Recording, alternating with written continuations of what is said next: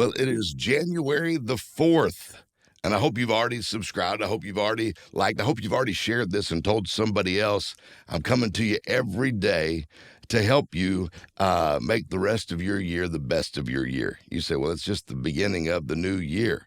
I'm sure maybe you've already come across a challenge or two, even in 4 days. Listen, if you attend church at all, then you probably, I'm a person of faith. I attend church, and you probably heard about the final judgment. That one day, well, according to the Bible, there's going to come this day when every individual stands before his Creator to give a final account for his life.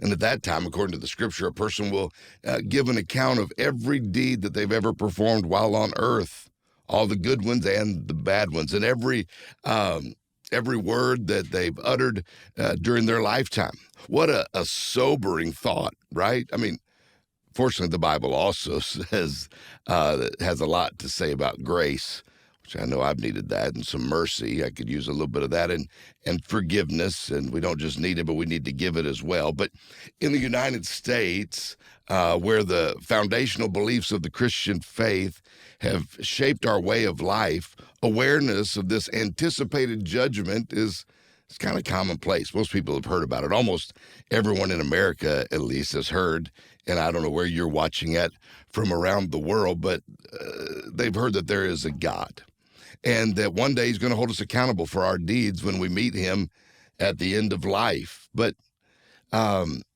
it ever occurred to you that most people, that God could not hold anyone accountable for his words and deeds unless the person has the ability to determine his words and deeds? I mean, how's he going to hold me accountable for something I don't even have control over? But we do. If we're victims, if we are simply just controlled by unforeseen circumstances, whatever will be that whatever comes, they toss at our lives. Those forces toss at our lives around like we're just floating around like a cork in the open sea.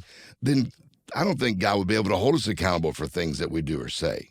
He could not judge us for that. I mean, we're just kind of whatever. But the very fact that God, the God of the Bible, has promised us a future judgment is evidence that he considers us capable of determining our own actions and our own words. It's evident to me that, well, he holds us accountable for the choices that we make.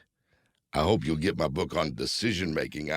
It's going to help you. But we got to make decisions every day. If God can hold us accountable for if he's going to hold us accountable for our lives here on earth, how can we pretend that we can blame poor circumstances or blame other people or our decisions that we've made, the decisions we made for ourselves? That excuse it's not going to work on Judgment Day, so it's not going to work now either.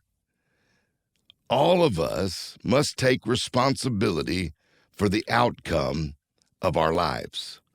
And I want to help you take responsibility. And that's what we're talking about this whole month. And I hope you'll get my ebook called Responsibility. It's a trait of the greats.